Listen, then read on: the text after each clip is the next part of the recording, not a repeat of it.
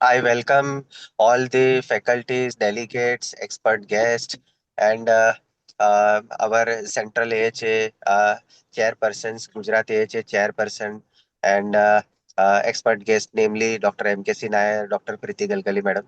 Now, I invite our MOC, Dr. Charul Mehta, for further proceeding.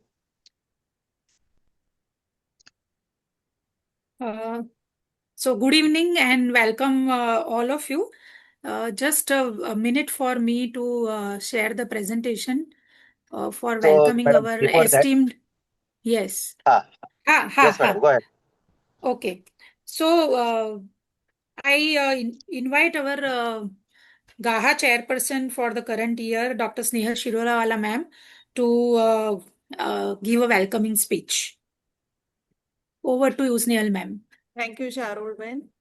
Good evening and my heartiest gratitude and welcome to each and every one, especially Dr. M.K.C. Nair sir. I am so pleased to have you as an expert. I don't have words to Then thank express. me. Yes, I Thank me. must, ma'am. I must, Sushma, ma'am. And I approached sir and sir so gracefully agreed to that. yes. Thank you so much, Sorry, Sushma, ma'am. just a joke. Yeah. And our second expert, who is again very close to my heart, Dr. Preeti ma'am, and really welcome to you. We have such a wonderful panel today, moderated by Dr. Nishal Bhai. Thank you for accepting the invitation, Dr. Amula Ben, Swati Ben. Then we have Dr. Sridhar Joshi, and then we have Ms. Bhavna and uh, uh, for the panel. And I request each and everyone, I thank each and everyone for accepting the invitation for such a difficult and interesting topic. I request welcome all the delegates. I welcome Dr. Swati ma'am. I can see Dr. Shamik Ghosh sir also in the list. Thank you for joining, sir. And now we hand over again to Charul Ben for further proceedings. Thank you, ma'am. I invite Dr. Sushma Desai, ma'am, for her welcome speech. Over to you, ma'am. Hey, Sushma, ma'am. Yeah, so I'm sorry for my unstable video connection, but I can Okay, see you ma'am. all. Yes, ma'am. A very good evening. Humble pranam to my Guruji, Dr. M.K.C. Nair sir, a beloved, very dear Dr. Preeti Galagali madam, expert, Dr. Nishchal Bhai, the immediate past president, Dr. Snehal Ben, the chairperson of HA, Dr. Samir Bhai, EB Central HA, Dr. Shamik ji, all the eminent panelists, Dr. Amola Ben, Swati, very dear to me, Charul Ben, Bhavna, and Sridhar Bhai, all of you. It's so very enthralling to see you all on this virtual platform. I think this is the third episode of Chris webinar series by Gujarat AHA. This series has been steadily creating a meaningful platform for the learning, dialogue, also the collaboration.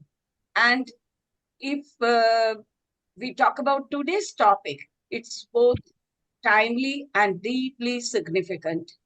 So I congratulate the organizers for selecting the topic, rewiring the mind, unlocking potential beyond labels. This itself challenges us to rethink how we perceive and support teenagers, especially those with the learning disabilities.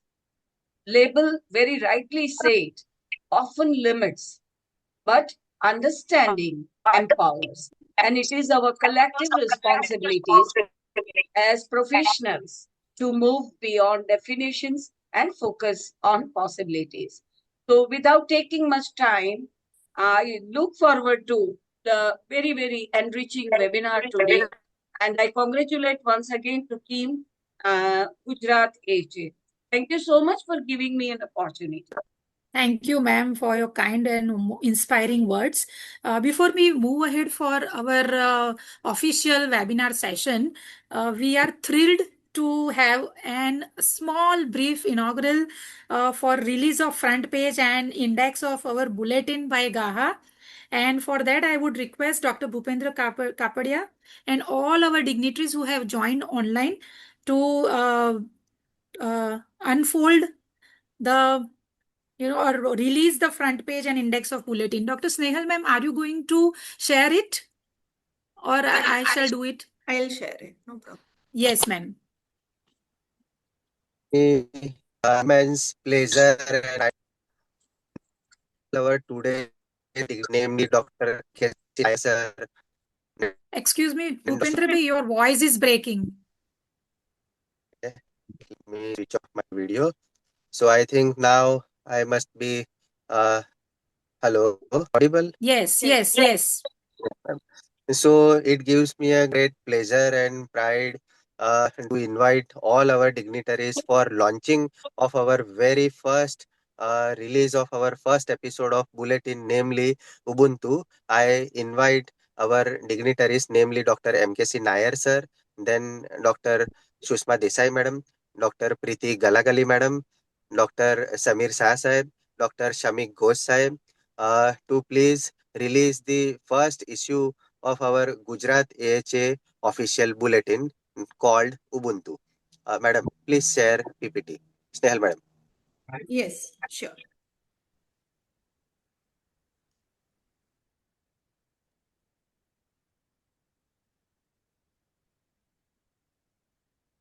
Is the screen visible? Yes, ma'am. Yes.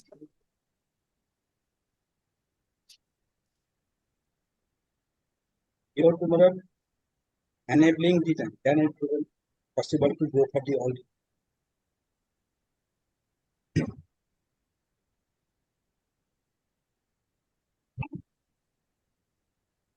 Yes, so I requesting the official to Dr. MKC Nair sir, Dr. Preeti Galgali madam and Dr. Sushma Desai madam, please release the our first issue so we can officially release that. Sir. I think Sir, Sushma please. do it. Sushma do it. Sir, There's a correct procedure. Chairperson should do it. Okay. Okay, sir. So I officially declare the release of Gujarat AHA official bulletin, Ubuntu. The name is very interesting, and that means the spirit of Ubuntu is I am because we are. So this beautifully reflects the essence of adolescent health by collaborative efforts. I congratulate the team AHA Gujarat for the release of such a beautiful magazine. Thank you so much for giving me an opportunity.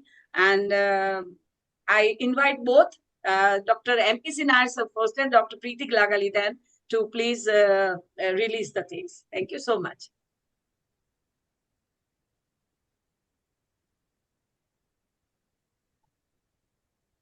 We three all declare it is open. Yes. Now you can show Yes, it. Okay. Yes. Thank you, sir.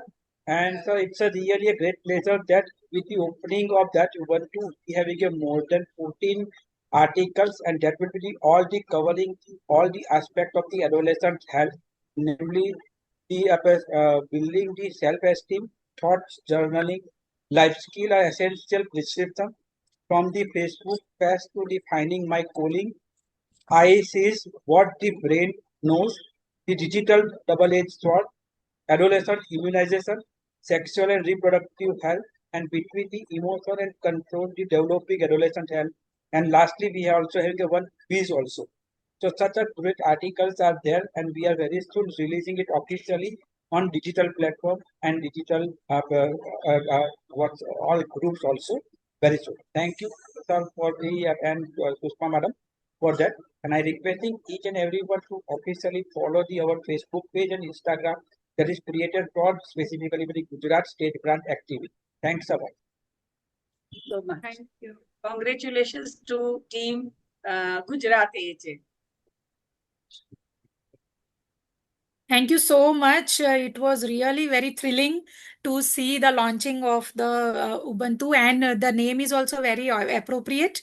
I really congratulate all of us, including myself. So it is really a big launch event for the third of this CRISP webinar series. And before much ado, let us now go through the overview of CRISP webinar and today's topic by our convener, Dr. Samir Shah, sir. Over to Dr. Samir Bhai. So, respected Dr. M.K.C. Nair sir, Dr. Preeti Galgali madam, Dr. Sushma Desai madam, and all dignitaries of the Central AHA and Gujarat AHA on the dais of the digital platform. I welcoming you all on this third CRISP webinar series episode, and that was really also one of the big topic. Previous two webinar also we had taken as a uniquely with the AI in the digital era effect of the on the adolescent in the era of the artificial intelligence, followed by the second episode on the cinema and serial and effects of that on the adolescent age.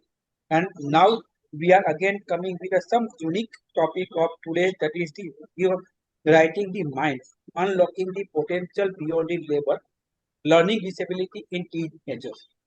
Our CRISP webinar majority what we are thinking is always keeping it as a panel discussion. So we having a good discussion related to topic, and we can able to get the expert opinion on the specific topic. That is the main aim and objective, along with the one or two special guests who will be really a expert in that field. And today we having a none other than Dr. M.K. Nair and Dr. Preeti Galgali, will definitely fulfill our all the queries if it arise after our panel discussion with each and related case related issue. My sincere thanks to the Dr. Nishal Bhatt for the accepting to become the moderator and starting one of the very important topic that will be really helpful to our pediatricians. So our CRISP webinar mainly focus on the how pediatricians can do this type of the problem if occurs on their day-to-day OPD practice, and we can target also when timely referral. That is the most important aspect of our practice, and that should not miss a single case of the problematic adolescent that can coming with us, and that will become the little too much late to them. So this is our main aim and objective, and CRISP webinar our aim to encourage our own faculty in the Gujarat along with the zone-wise division of the moderation, and that would be today taken by the Dr. Charul Mehta madam.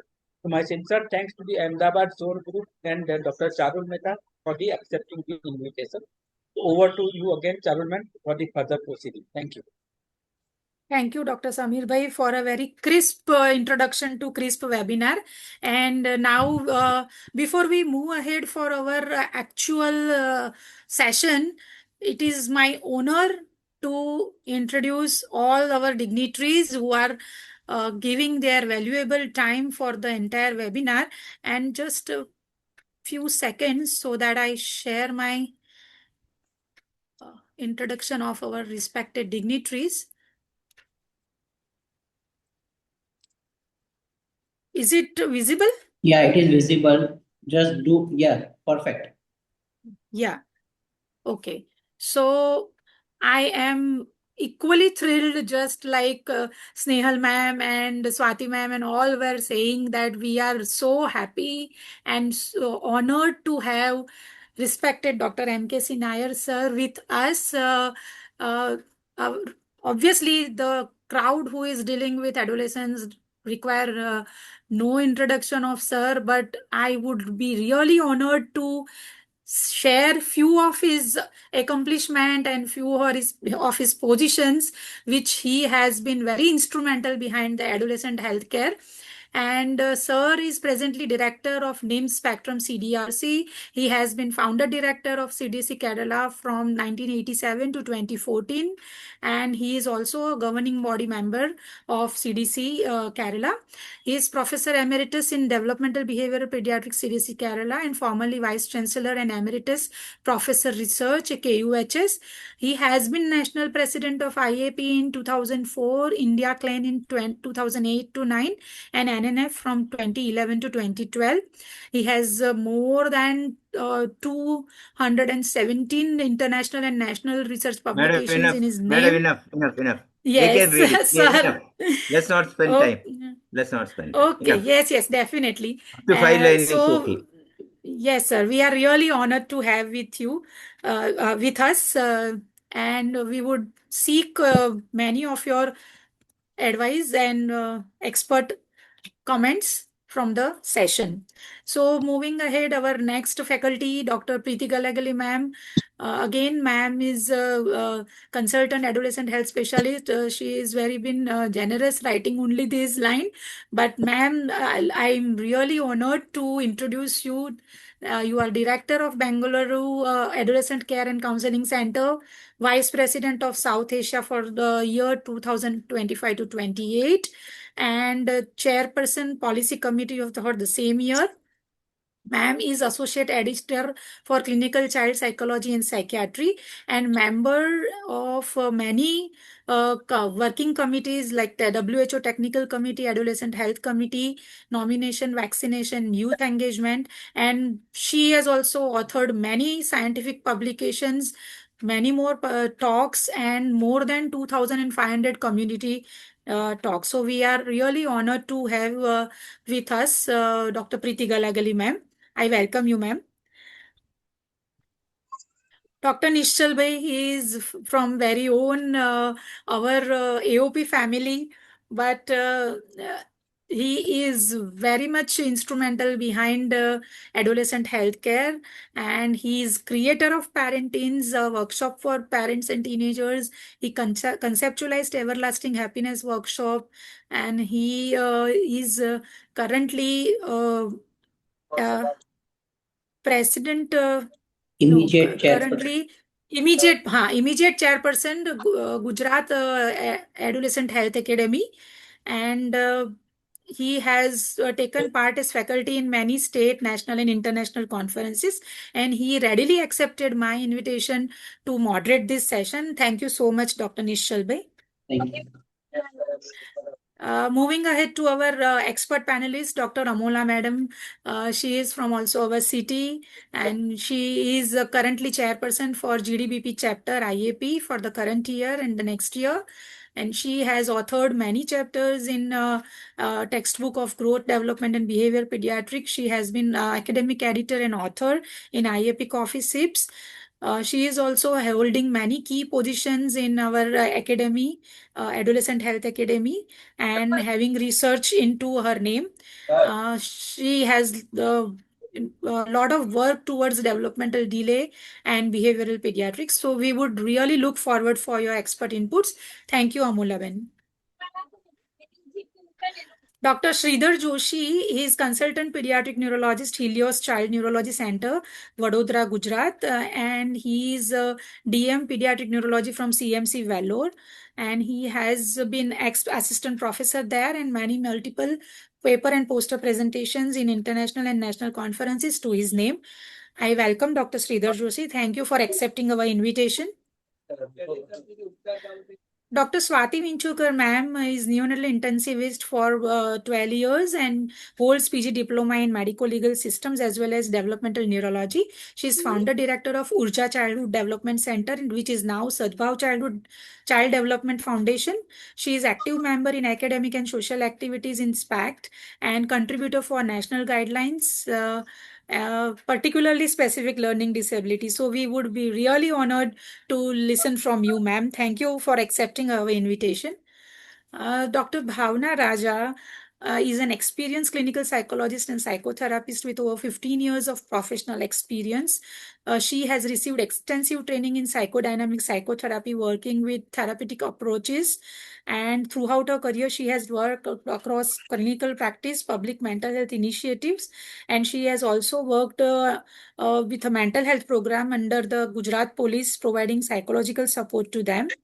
Her work has been recognized through several honors, and we are really honored to have Dr. Bhavna Raja with us. Thank you, ma'am, for accepting our invitation. I don't require any invitation, any introduction. So now let us start with our session, and I hand over the proceedings to our moderator, Dr. Nishchal Bhatt, for the panel discussion. Thank you so much.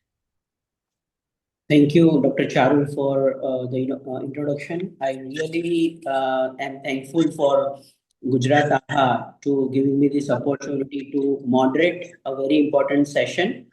I'm really thankful that Adolescent Health Academy, Central IIP, many office bearers are present, including chairperson, the secretary, and others dignitaries. And I'm really humbled, proud, and honored that two of my mentors, one is Dr. M.K.C. Nair and Dr. Pratigala Gali, are the experts for this session. And I still remember 2008-9 when I did my PGDFA under Dr. M.K.C. Nair, an amazing 15 days personal contact program where we really learned A to Z of adolescent, and then the journey started. Let me begin today's session with one Hindi poem recited by Mr. Gulzar. जिंदगी का सबसे बड़ा सच यही है जो अक्सर कब्रिस्तान के बाहर बोर्ड पे लिखा होता है। मंजिल तो यही थी, जिंदगी गुजर गई मेरी यहाँ आते आते। मंजिल तो यही थी, जिंदगी गुजर गई मेरी यहाँ आते आते। जिंदगी का लम्हा बहुत छोटा सा है, कल की कोई बुनियाद नहीं है और आने वाला कल सिर्फ सपने में ही है। अब बच गए इस पल में, तमन्नाओं से भरी जिंदगी में हम सिर्फ भाग रहे हैं। कुछ रफ्तार धीमी करो, जियो जिंदगी को खूब जियो। The first and foremost way to be happy is to slow down, because when we slow down, we remain most of the time in the present moment. Like we have approximately 34 participants today live in this webinar. If all 34 are fully present in today's webinar, we are happy because that is what our natural state of being. And the topic that we are going to discuss today, we all need to slow down for them. And that's why I started this with very important things to share. Now I'm sharing my screen to start the session.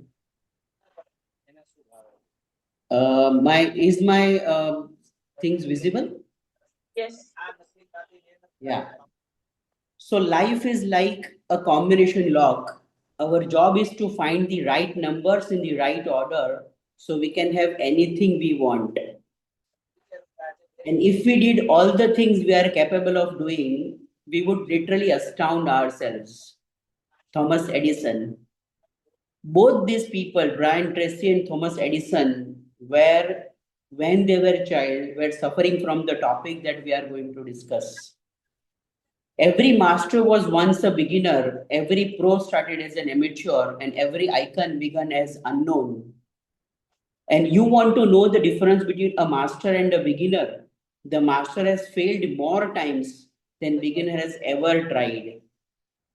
Those pediatricians who are not well versed with the children with learning disabilities, autism, ADHD, they might feel they are beginner or amateur. But once we start taking care of these children and over a period of time, we do master. And the same way, our expert panelists have mastered this subject. I'm very happy that I have two very senior and very powerful developmental pediatricians from Gujarat. One is from Ahmedabad and one is from Surat. The third panelist is pediatric neurophysician, who is also a very important part of the team. And last but not the least, Bhavna Raja, she is clinical psychologist, who is really the center bone for treatment of this kind of children. But this we must understand. Never doubt that a small group of thoughtful, committed citizens can change the world. Indeed, it is the only thing that ever has. So a small group, if we decide that we all need to take care of these children, we can definitely do a wonder in these things. So let's start the webinar, Rewiring the Mind, Unlocking Potential Beyond Labels, Learning Difficulties in Teenager. Let me start with a story. The celebration was quiet. but it dawned on him that he needed more than that. He longed to be appreciated the same way his friends celebrated him at school for taking fifth place. What is the point? He thought. He knew he would still be asked the golden question why he had not strived harder for the first position. They were ignorant of his struggles beyond the classroom walls or of the difficulty he faced in a subject. Yes, he was trying, but maybe the method was not right for him.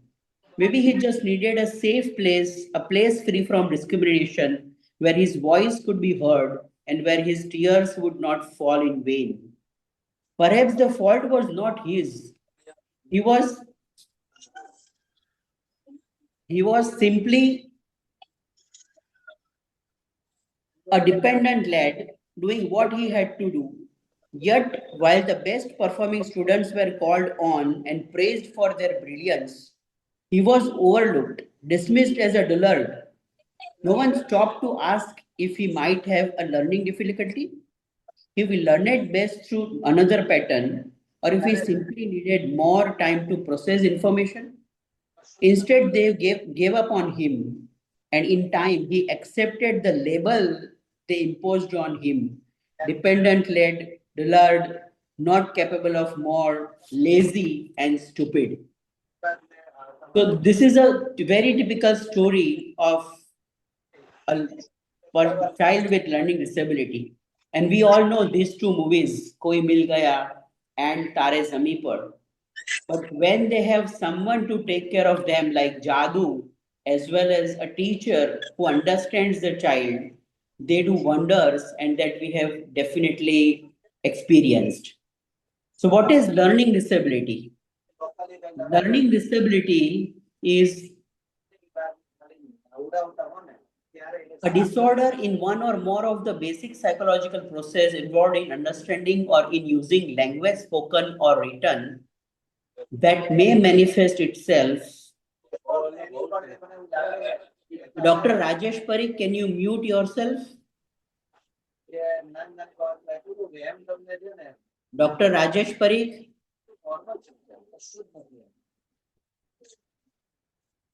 Can we mute him from our side?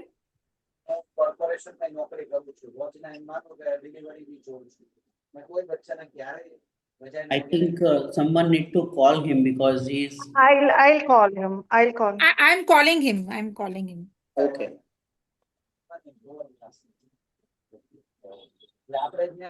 Whoever is the host can mute him. The host can mute everybody. A disorder in one or more of the basic psychological process involved in understanding or in using language spoken or written that may manifest itself in the imperfect ability to listen, think, speak, read, write, spell, or do mathematical calculations, including conditions such as perceptual disabilities, brain injury, minimal brain dysfunction, and developmental aphasia. But SLD does not include problems that are primarily the result of visual, hearing, or motor disabilities, significant limited intellectual capacity, significant identifiable emotional disability, cultural factors, environmental or economic disadvantage, and limited English proficiency. It is 10% of the school going children, so it's a huge number, and boys are affected 3 times more than girls. Why it is so much important to discuss about specific learning disability? Because it is a lifelong condition, but child can be taught to cope up with, improve parental approach. A parent and perseverant teacher can be the best therapist, and that we have seen in many incidences. Comforting to know about famous personalities like Albert Einstein, Edison, and Brian Tracy. If not identified well in time, it causes behavioral problems, maladjustment in the society, major cause of wastage and stagnation of school-going child's capacities and talents. And whenever we talk about teenagers, this psychosocial history taking is very, very important. So when we will go through the cases have been discussed through these headings like H is home, education, eating, and employment. activities, drugs, sexuality, suicide, and safety. So, what is the home environment? Who lives at the home? What are the relationship like? Is there any difficult things in the home like divorce? What is going on to at the school? Stress of exams or grades, friends and bullying, eating stress from eating habits like weight or body shape changes, any hobbies, meet with new friends or time spent on screen, then drugs, any family member or friend or you do child, then related to sexuality, suicide and safety. So there are few cases that we will go through. Mayank is social, and these are the very typical cases that we many a times see in our routine day-to-day pediatric practice. Mayank is socially very active and smart child. He is able to analyze situations easily. He is hardworking also, but his academic performance is not matching with the hard work he is putting in. His results varies from 65 to 78%, and every year the performance is deteriorating. Renu studies in class 7. She is independent in her daily living activities. Her school performance is extremely poor, and now she has started showing aggressive behavior. She does not follow commands and argues back. Prakash is a 13-year-old child, known case of special learning disability under therapy. But recently he has started refusing to go to school, showing violent behavior if asked to attend the school, but is very good at home, completing classwork and homework at home without any argument. This is another case, and I would like Dr. Amola to take this case and take it forward how we can diagnose, manage, and take care of these children. Dr. Amola. Thank you very much for inviting me at the CRISP webinar. With the permission of Dr. M.K.C. Nair, sir, I'll go further. So, this is a case which was presented. The child was a 10-year-old girl, and she was typically presented by mother like she definitely has ADHD, but now since last 6 months, she has started showing severe behavioral problems. Now, okay. When she was diagnosed, she was very aggressive at home as well as at school. And after this diagnosis, she was on medication. She was on 3 medications since last 4 years for the ADHD. And she had now started showing antisocial behavior. Her academic performance was not very so good, not so bad, but it was a kind of not same every time. Sometimes she would do reasonably good and otherwise she would not do good, but that would not match the amount of efforts she was putting in. So when we look at the case, the first thing, next slide please, sir. What are the main features which we see over here is, I guess, most important thing is when we see known case of, I generally say we'll just forget everything and we'll start it as a new, because a case who has been identified as ADHD since last 4 years. So generally we tend to start from ADHD rather than anything else. So here the one thing which was noticeable with child was known case of something. She was diagnosed with ADHD, but still in that ADHD also there was a recent onset of severe behavioral problems, and her academic performance was variable but usually poor. So we started with these. Now when we see a child with behavioral problems and academic problems, we need to look at the both aspects, like what can be the causes. For behavioral aspects, Nishchalbi has already taken the heads. Next, please. So we started looking at the causative factors. So whether the causative factor was in the environment, there was something wrong in the school, why the child was throwing behavior at school, or there was something wrong with the child. Next, please. So what can be the causative? It can be some physical causes, like anemia is one of the common causes. Then intellectual disability itself, where while we are talking about specific learning disability, That can be the cause of behavioral problems over a period of time when child is struggling with the academic performance and then a bullying is there in the school, then eventually it can present as the behavioral issues. And as she already had ADHD, and eventually she might have developed behavioral problems on top of ADHD. Next, please. So we started evaluating the child. We started with detailed history and all neurological examination for any cases of when we are even suspecting SPLD. Visual and hearing test is mandatory. It is recommended to get both the tests done because that can be one of the cause of even poor school performance. As and when in this case, we did not require EEG or neuroimaging, but detailed psychological testing was done because she had a lot of behavioral issues. Then because of her poor school performance or the variable school performance, we started assessing her intellectual ability. And then we went for IQ testing and followed by the test for the specific learning disability. So that is the educational testing. And then the psychiatric consultant was done for the recent onset behavioral issues. Next, please. So tests performed were for IQ assessment. We do generally Mullins intelligence scale for Indian children, that is MISIT. And then we also did the test for the attention just to confirm even the previously diagnosed ADHD part as well. For learning disability, when we want to define or diagnose the learning disability, there are two aspects of the test. One is intellectual assessment, IQ test. If the child's IQ is within the normal range, then only we can think of learning disability because that is the main criteria for learning disability. So we look at the potential difference between the IQ and the performance. So grade level assessment we are doing. If there is a difference of 2 grades, more than 2 grades, then we can say the child has specific learning disability.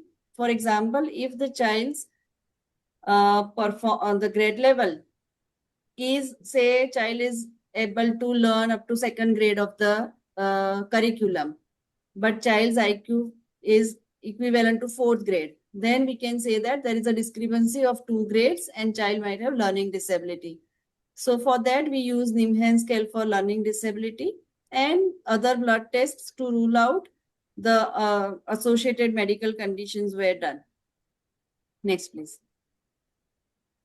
So these are the tests which we will talk about in detail maybe later on with Ms. Bhavna, because it has to be conducted by the psychologist.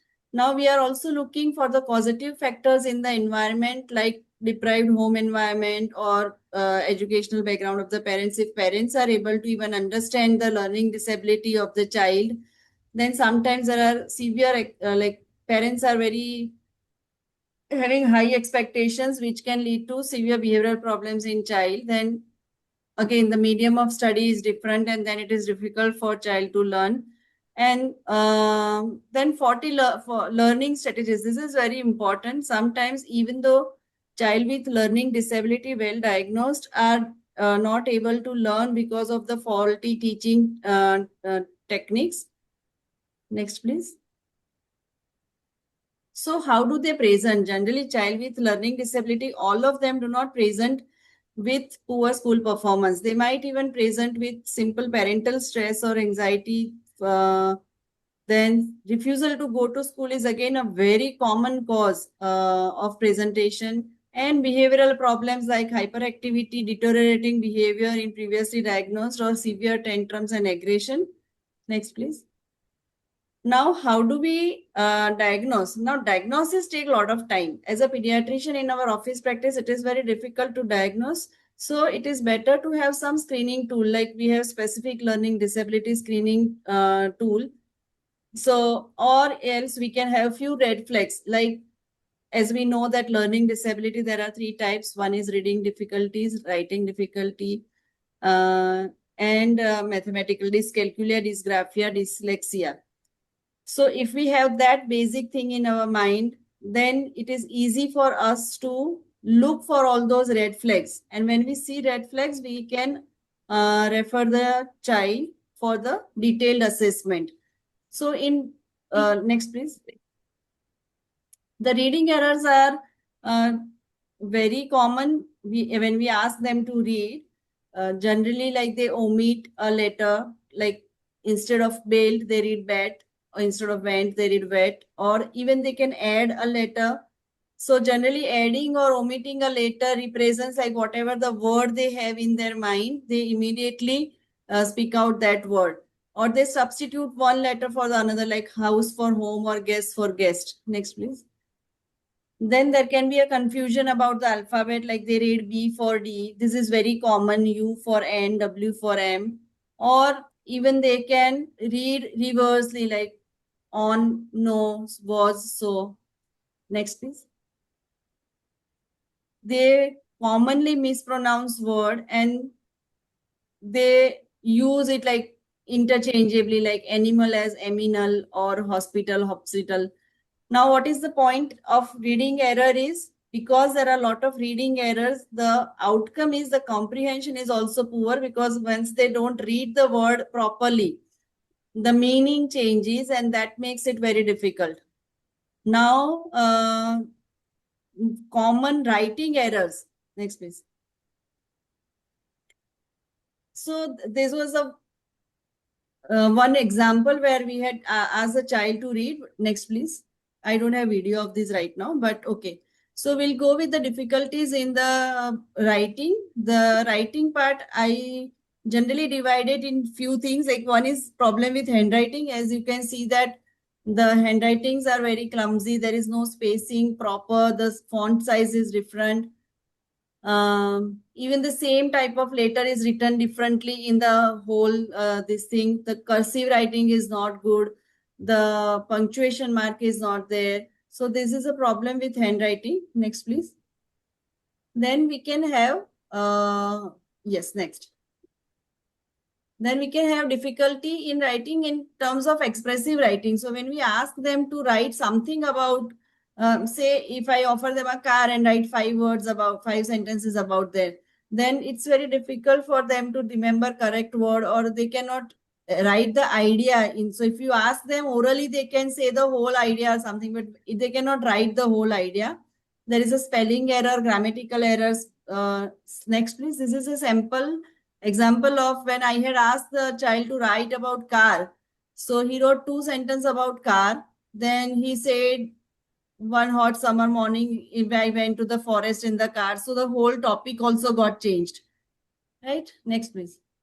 So again, the very well-known thing is mirror image writing, D for B, B for D. Then word reversal, like tip for Pete. Then transposition. So these are the things, like if we just keep that in mind. Next, please. So this is the spelling mistakes, like morning, if you can see breakfast. Then third word, I don't remember. The fourth one was ground. And fifth one was huge. So there are ongoing, like if you see the notebook, lot of spelling errors will be found. There is there will be lot of reversals will be there. Next, please. Next. And third is difficulties in maths. Maths difficulty is very, because most of the time even parents think that child is not good at maths. Maybe even we are not good at maths. So it is remaining unnoticed as compared to the reading and writing things. So again, the difficulties are same. Next, please. So the point is, with all these difficulties in either reading or writing or maths or comprehension, the effect comes on the psychology of a child also, and then comes the problems of the school refusal, school failure, dropouts, depression, anxiety, anger, lack of self-confidence, and emotional instability. So whenever a child presents with behavioral issues and poor school performance, then we must think of specific learning disability as well as while we are diagnosing ADHD or any other behavioral thing, we must rule out specific learning disability. Next, please. Yes. And so when we are talking about specific learning disability, there are other aspects of it like differential diagnosis, like slow learner, child can have intellectual impairment, or there can be language barrier. That is also one of the common cause. And some behavioral things like ADHD and autism spectrum disorder. Next, please.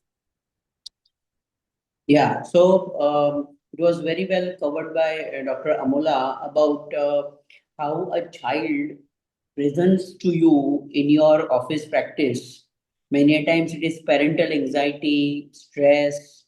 Many a times child is showing some behavioral issues, and there is a poor school performance, school phobia, refusal, or some other like psychological issues. And whenever we get this kind of children with some complaints of parents, we must evaluate them for specific learning disability if we found all other things are okay. And then we can definitely ask the parents to bring the notes, or we can ask the child to write something or read something or calculate something. And if there is any other things, then we can definitely send this child to a developmental pediatrician for further workup. So these are the basic, the way the child presents to a practicing pediatrician OPD so that we can take care of them. After the end of this case, I like our experts to come and say a few words. The first one is Dr. Preeti Galagal.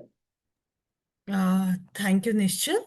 That was a nice presentation, Amola. So from what I understood, this was a case of ADHD and the learning disability was missed. And that was probably leading to behavioral issues as they go into higher classes. If it has not been, we have not been able to form an individualized education plan, and if we have not given remedial education, and when the pressure of studies becomes more in middle school, and I think then it presents with behavior issues. Another practice point which I would definitely tell pediatrician is a known case of ADHD coming with behavioral issues. Please rule out comorbidity in the form of mental disorders. I think that's important. You did mention about a psychiatric evaluation. So depression, anxiety, which can be easily screened in office practice using the PHQ-2, Patient Health Questionnaire 2, the Scared 5 tool for anxiety. And also, I think we need to talk a little bit about the media usage. So a child with having behavior issues and a poor school performance and the school performance dropping, we definitely want to know how much time is the child spending on media.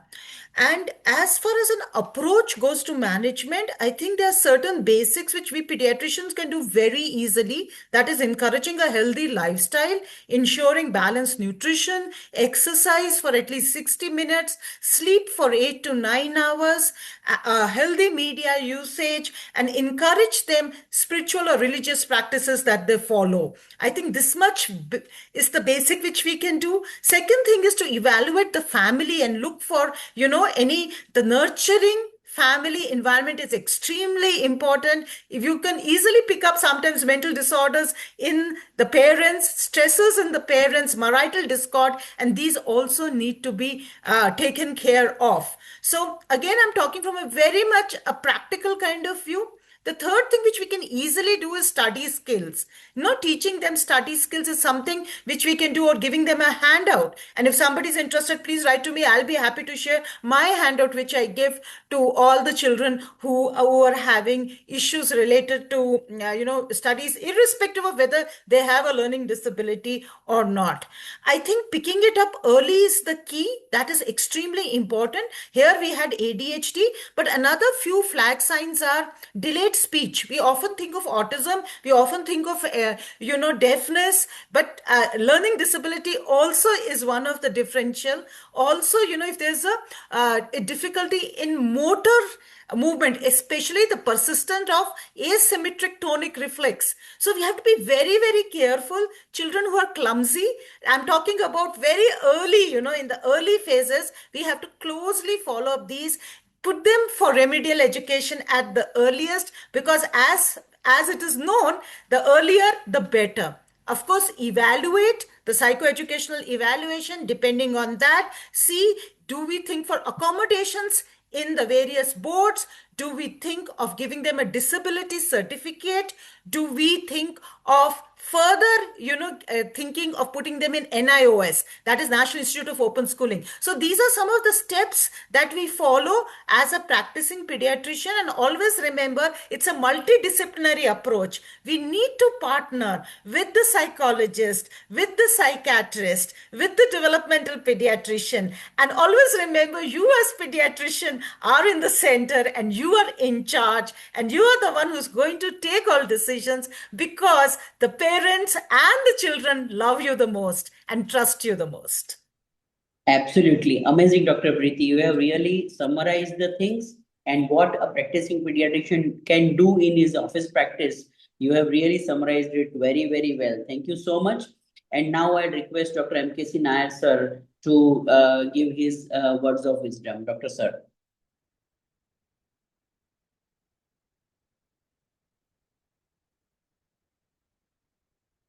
Dr. Nair, sir. Yeah. Good evening.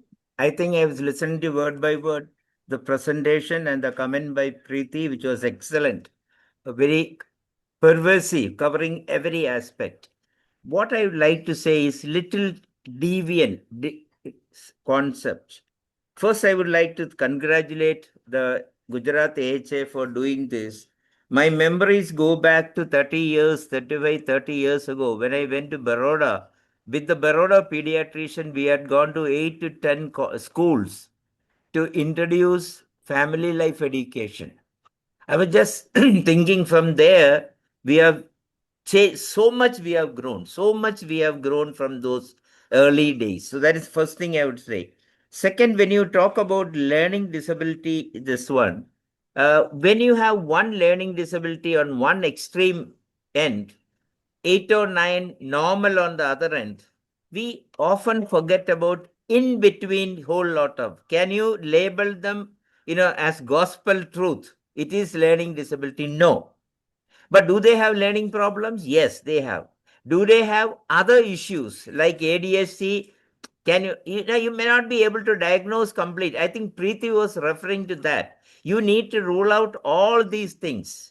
The 5 things we talk about, the intelligence part, then you have the family, you have the peers network or school, and then you have the mental health issues, as well as whether they like the teacher and the subject. So along with that, now of course it has come what Preeti was rightly talking about, the onslaught of media and whatnot, all those. So essentially what I'm saying is we need to focus on the soft neurological science. You will not have a class, no child will come as classical learning disability. That is only few. But the whole lot of children, as she said, clumsy, not doing well. Is he smart? He is smart, but not in many things. Now, if you say that, then we need to go back little more into the early development. And what is coming now very, very crystal clear is all these babies have, antecedents. I remember in Chennai, some conference 30 years ago, the talk I gave was antecedents of LD. 35 years ago or 40 years ago, when I knew nothing about LD, I was trying to take everything from that book somebody had published. What was the name of that book? I forget. So at that time also, I was talking about antecedents of learning disability. It may be low birth weight. It may be preterm baby with whole lot of executive function problems, some soft neurological signs. We cannot label them as any standard DSM criteria, but the child is not okay. And as she rightly said, the clumsiness, motor problems.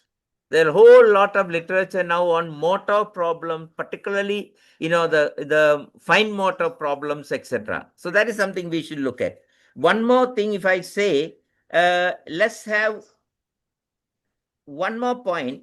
Now what I am focusing on last, 1 year probably, I'm coming out with 3 books. One, I came out on developmental therapy. Okay. Now, from development therapy, we are divided into two groups: developmental habilitation intervention.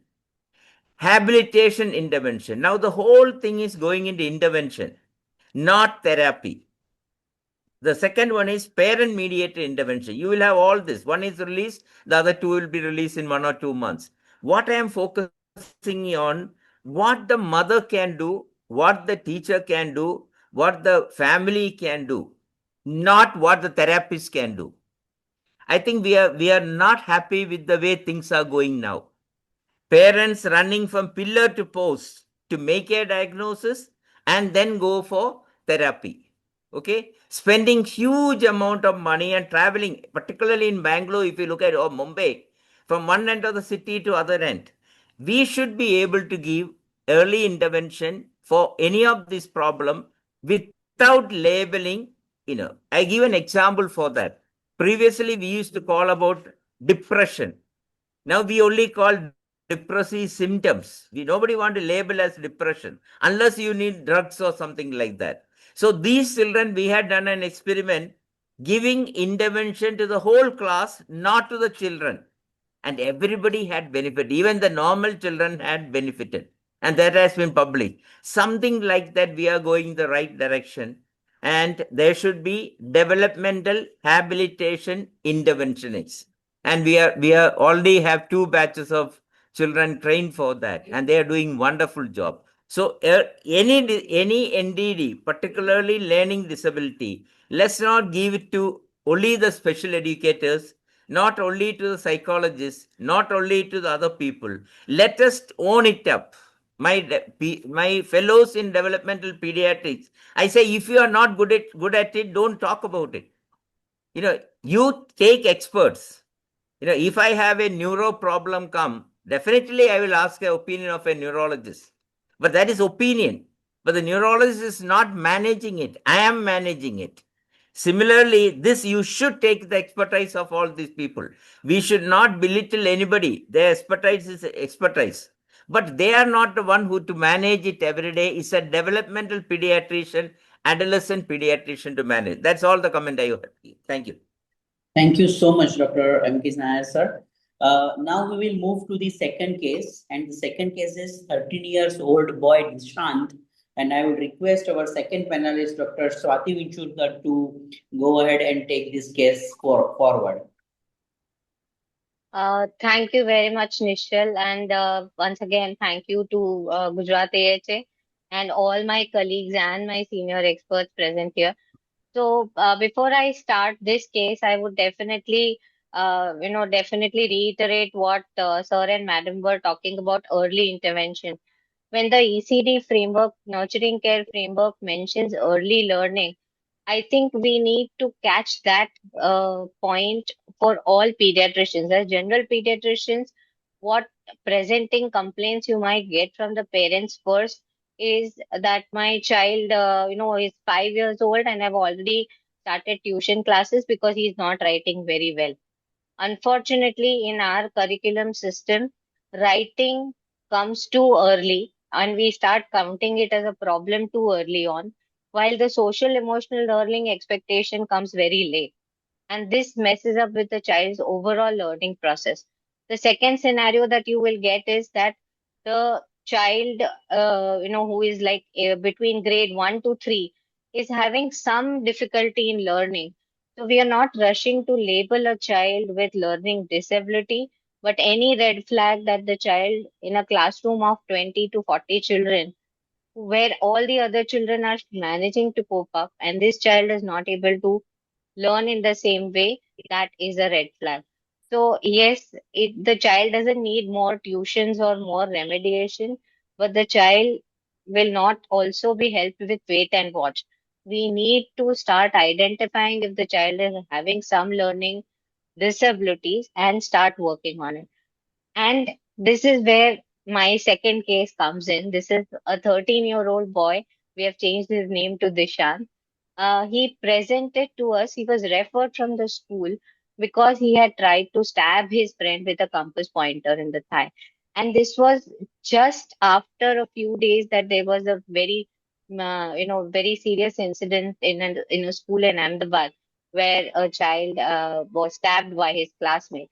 And the school immediately referred this boy to us uh, with this incident happening. The child had been having erratic school attendance, refusing to go to school on some days, going to school on some other days. He was studying in grade 6, had average scholastic performance, but over the past few months, he had been losing interest in studies. And because of this incident, he was not going to be allowed to take his exams this time. This child, unfortunately, had changed school 4 times. By the grade 6, he had changed school 4 times, and the last one had been a boarding school. And it was almost like a punishment posting for the child, that just because this child was not behaving well in his earlier school, the parents decided, let's put him in a boarding school and he might learn to behave better. And this was one of the mishaps on the way for this child. Uh, could you shift to the next slide, please? This child also reported that he was being bullied and teased in this school as well as the previous schools. And it was not just bullying by the peers, but this child had already been labeled as a problem child. So even the teachers, the complaint that the child was sharing with us was that anything goes wrong in the classroom, the teachers first point out to me. And this was something which was bothering that child emotionally as well.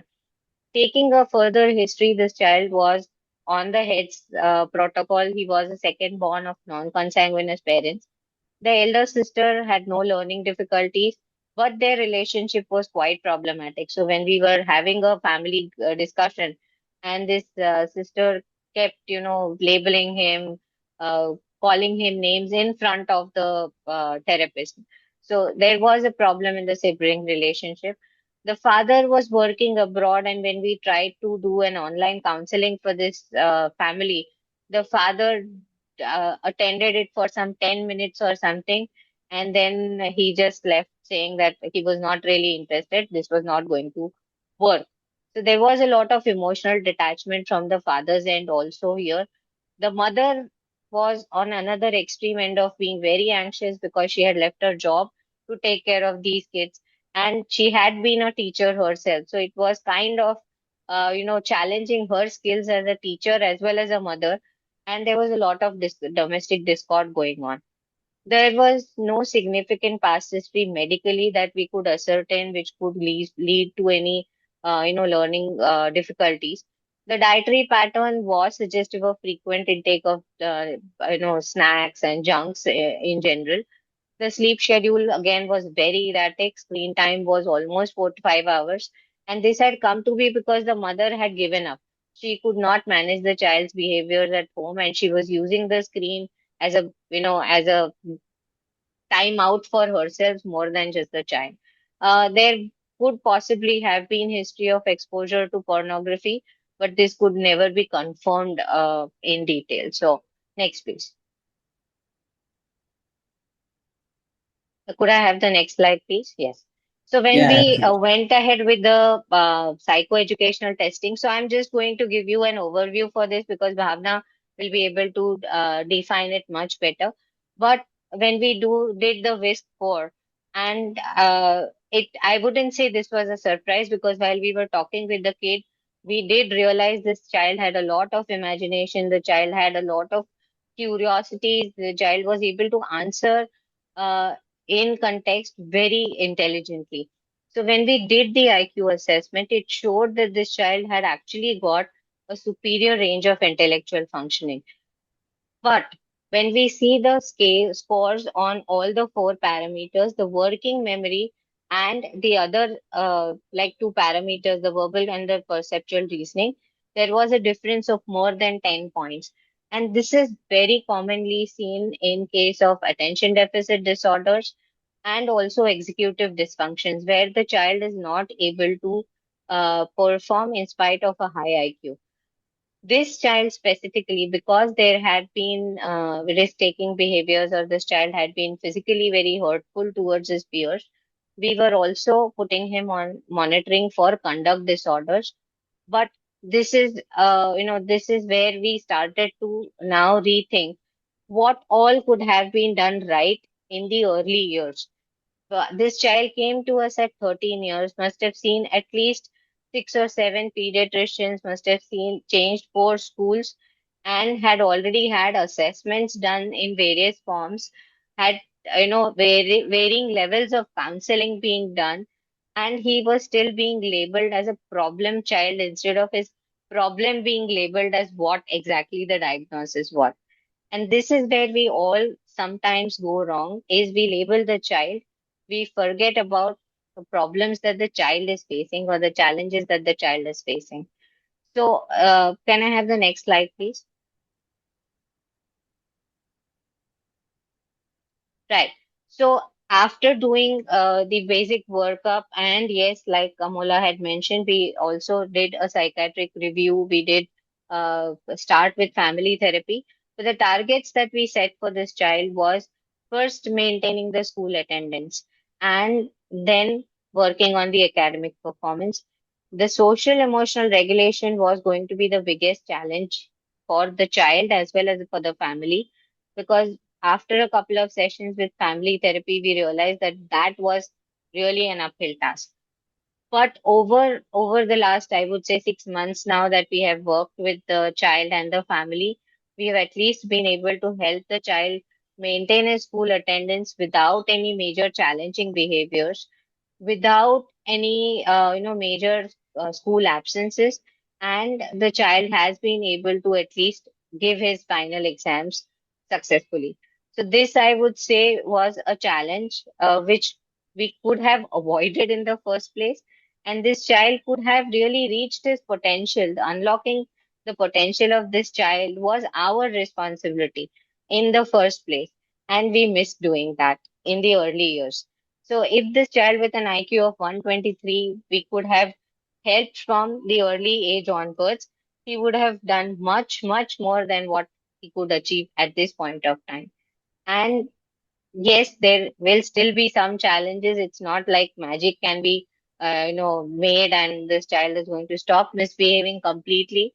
But at least the frequency has gone down, and we will still monitor him, but it has to be a multidisciplinary approach. So it would be the primary pediatrician, the developmental pediatrician, the psychologist, the psychiatrist, the school coordinators and counselors, the tuition teacher, and sports coaches, extracurricular activity teachers.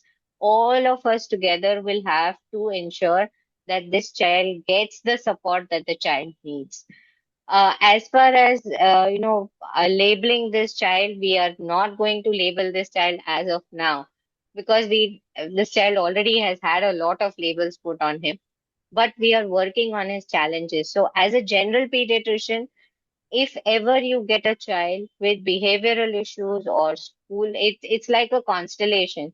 If there are behaviors at home, if there are challenges in learning, and if there are challenges in his performance or his communication, this constellation needs to be addressed early on. So there should never be a wait and watch policy. It should always be apply some intervention and then watch this child. There are a certain few things which we always feel, the questions that are asked are whether teaching this child in his mother tongue would be better, or whether, changing board. Quite often, when the school asks them to repeat the grade, the parents would shift the child from one school to another in the same grade or in the higher grade and change the board. So going from CBSE to Gujarat board or vice versa, thinking that it will make life easier for the child. But this should never be a knee-jerk decision. It should always be a planned shift, whether to learn in the mother tongue or the vernacular medium. I think it is, I would still say it's a controversial thing. We, considering that we don't have all the languages schools in every city in India, and we have so many languages that a child might be speaking with. So, vernacular medium versus English medium, there can be this concept of a transitional medium school, which might help the child. But whatever works for the child is best for him.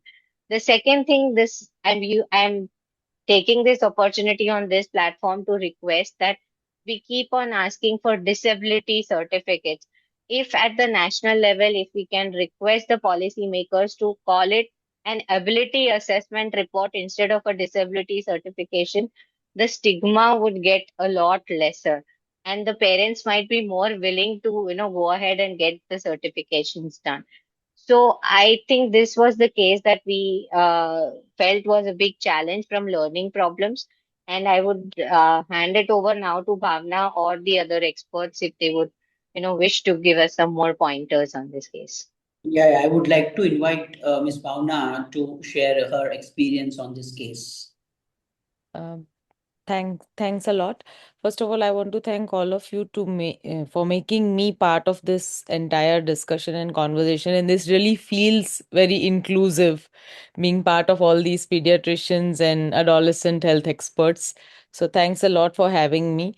I would want to go back a slide previous to this one. Yes, talking about these scores just after this. Yes. So I want to focus on these scores. So interestingly, my first request to everyone now is it's right time for all of us to switch to WISC 4 and no more stick to MISIC or draw a man test, because WISC 4 is Indian adapted and it is the most appropriate Indian adapted IQ test. Why I say that? Because if you see there, the scores are divided into four areas, which is verbal comprehension, PRI, working memory, and processing speed, which is what is a little missing element in MISIC. And another problem with MISIC, which we have felt personally as psychologists, is that it is quite old test. So when a child is performing on MISIC, it shows quite a lot of difference. Like I have actually assessed a child on MISIC and WISC 4 and WISC 5 and seen that difference. So this is one little request, if all of us can actually now switch to updated test.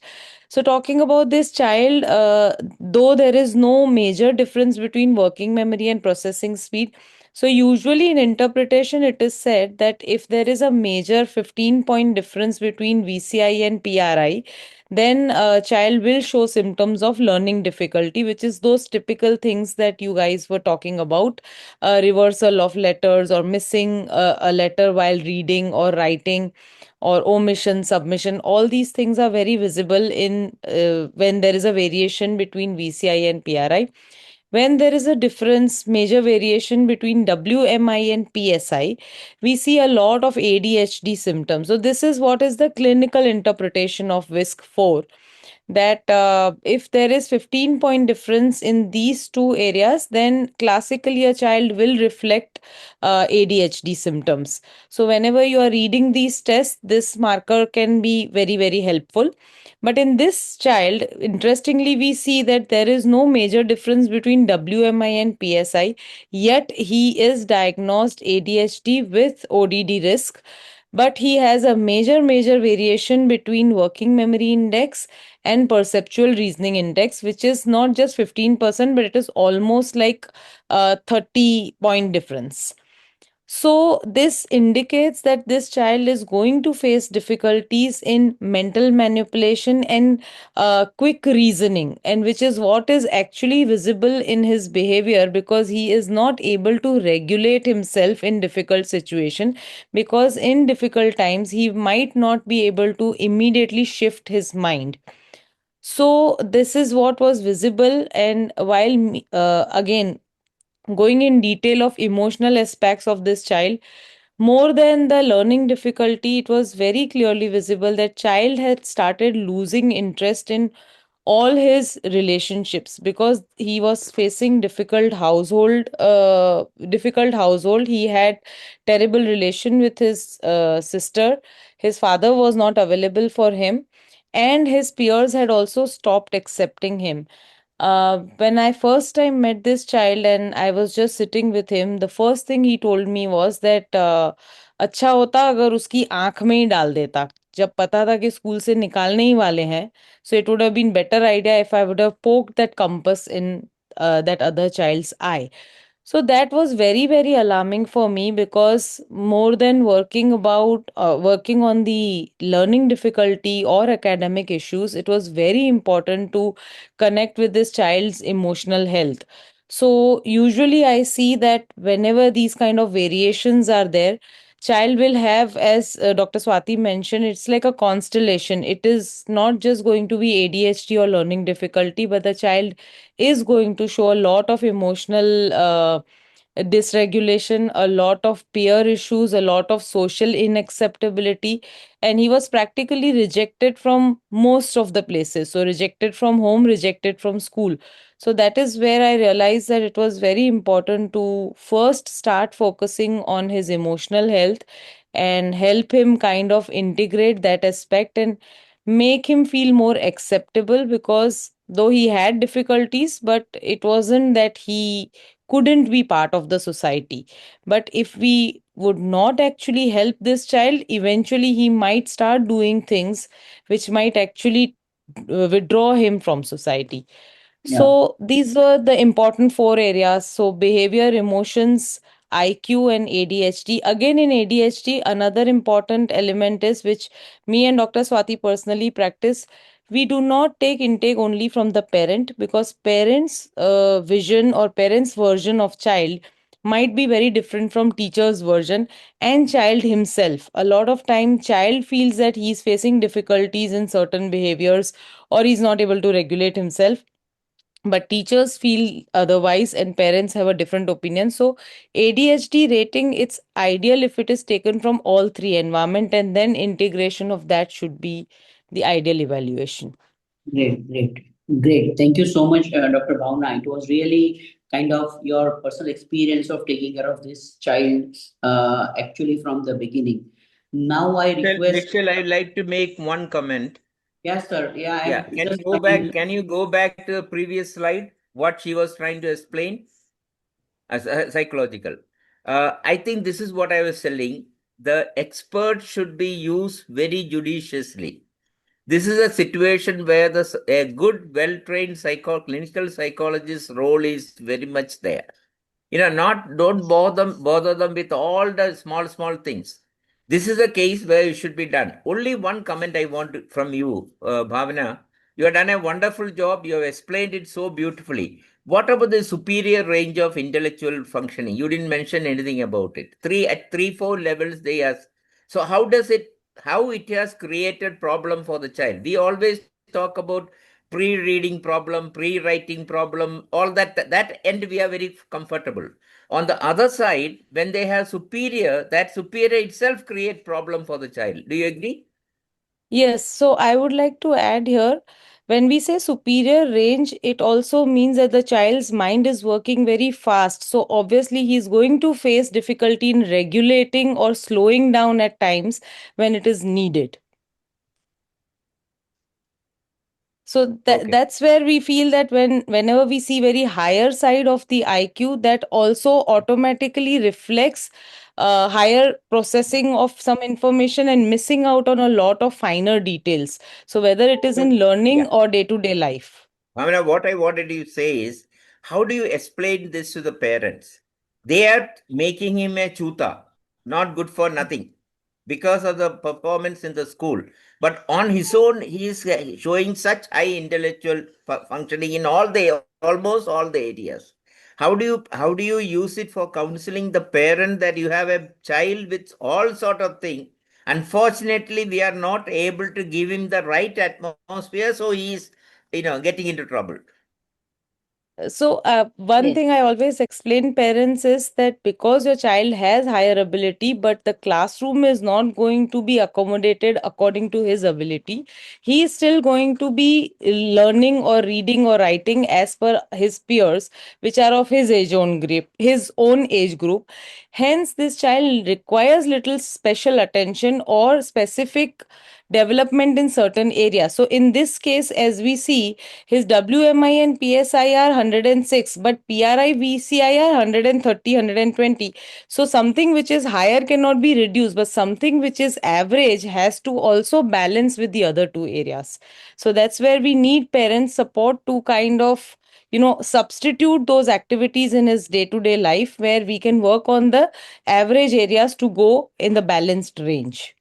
Now, And would that's you where would you recommend? remediation is required.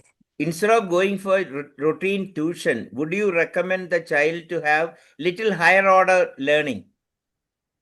Exactly. There are many. If I Yeah, may, yeah, please, Madam Swati. sorry. So, this is exactly what we say that the individualized education plan, or how we need to accommodate the child's learning methods instead of trying to fit in the child into the existing system. So, unfortunately, in our regular classrooms, if the school is not able to help or support this thought, the child will still have to learn with his own peers for all subjects. But it's a great idea if a child is showing a superior intelligence or a greater ability in any particular subject, that they should get a higher level challenge or a graded level challenge for that particular subject, maybe going to the next classroom or the next grade for, say, mathematics or for English. And for the rest of the classes, the child can be along with his peers. But this needs to be planned very well, and also counseling needs to be done of his peers as well as this child, because that can lead to a lot of imbalance if not handled correctly.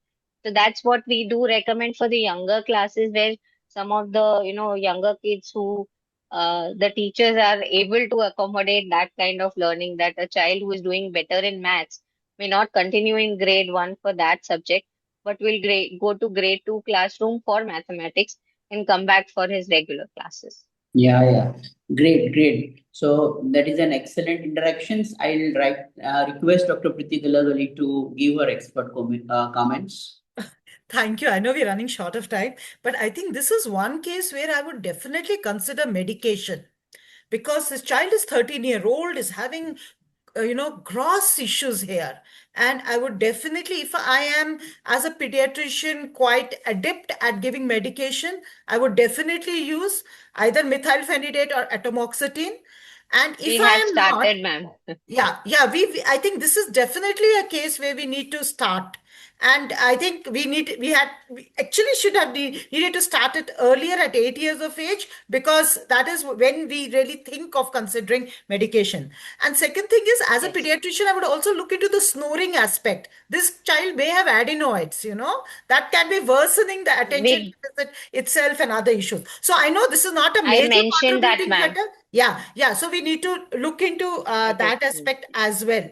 And I think Yes. what we again need to focus on both the cases is the strengths. I'm not seeing the strengths coming out from the history. Are they good in music, dance, or maybe games? So I think again the strengths-based counseling can only come if we do something like shades, which focuses on strengths. So it's not only academic strengths, superior intelligence. We're not only talking about high-level maths, but we may also be having some musical talent, which we also need to nurture. Absolutely. And I think I shall stop here, because I know we have Absolutely. another case. Absolutely. That's amazing. Sir, just few comments from you, if you have any. Dr. M.K. Nair, sir. I have already given comments. I have already given. Please go to the next case. Okay. Thank you so much. Now we have another case of 17-year-old educational struggle, and I will request pediatric neurophysician Dr. Sridhar to take over this case. Dr. Sridhar. Hello, good evening.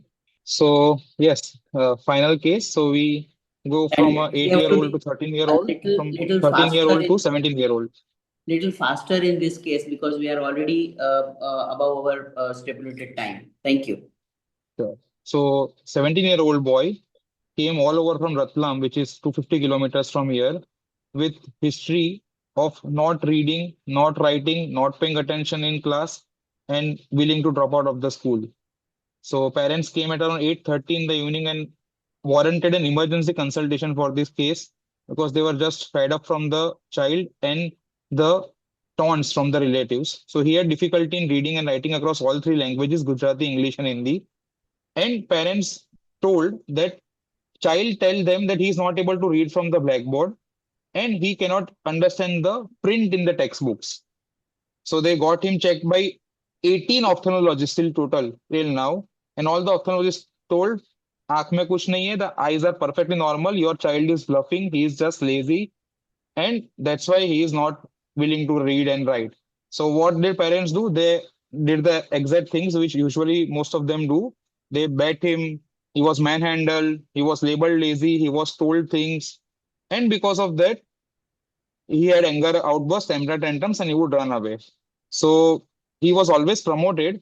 However, no one till now, some 18 ophthalmologists and some 8 pediatricians were seeing this child. No one bothered to ask the developmental history of the child. No one bothered to ask the birth history of the child. This child was a term low birth weight, IUGR 2 kg, had history of poor feeding in the neonatal period, had history of severe sleep fragmentation in early infancy, which is suggestive of infantile encephalopathy, had global delay, had 6 months late as compared to peer group. So this laid the foundation of what was being labeled as a lazy child, a child with tantrum, and a child with behavioral problems, an atypical neonatal period and a delayed milestone, which was there. So as we tell in neurology, it is not that they will present with just what we see. Not learning problem, this means it will not only present with learning difficulties. Behavior problem could be a manifestation of learning problem, could be a manifestation of vision, could be manifestation of poor parenting, could be manifestation of learning disability. So learning is often an unrecognized deficit. What was the child was suffering from was an poor visual processing deficits, which was being labeled as poor school performance, lazy behavior, and reading difficulties. So when standard educational interventions fail, we must look beyond the label. That is what the theme is. So this child underwent, next slide, this child underwent a psychosocial toll of misunderstanding. Actually, he had a visual deficit, which led to poor reading and writing, because of which he was being labeled lazy by parents, had authoritarian parenting with no boundaries, frequent scolding, manhandling in front of relatives. No intervention was sought or was sought and was not given appropriately by the caregivers and the caretakers or the healthcare providers in general, and the toll continued. Came to me, he underwent a MRI, and MRI classically showed what we can see as medial occipital gliosis and parieto-occipital gliosis and periventricular leukomalacia. You can see the ventricles which are dilated and there is a loss of periventricular white matter. Okay. So this was a case of parieto-occipital gliosis because of low birth weight, leading to cerebral visual impairment, leading to poor recognition of what is being read and what is being written. So this is a case of a low birth weight perinatal insult leading to periventricular leukomalacia, parieto-occipital gliosis, dorsal stream dysfunction, being misdiagnosed as learning disability and laziness. So this was the pathological cascade, and the final diagnosis was cerebral visual impairment manifesting as learning disability. So now we'll discuss cerebral visual impairment. So it's a verifiable visual deficit due to damage or malfunction of the visual pathway. The eyes are normal, but the occipital lobe has a problem with intact ocular structures. Okay, so if we want to differentiate the brain from the eye, we need to do 4 things, which every pediatrician can do. We can always check the visual acuity in the OPD. We can have Rosenbaum pocket visual screeners in our OPD. We can have a Snell's chart, check the visual acuity, check the visual field, check for nystagmus. All those things can be done. So these all things will be abnormal in a child with an ocular problem, but with a child with a cerebral visual impairment, eye exam will be normal. They might have some lower visual field deficits. So the history will be he always trips on the objects lying on the floor.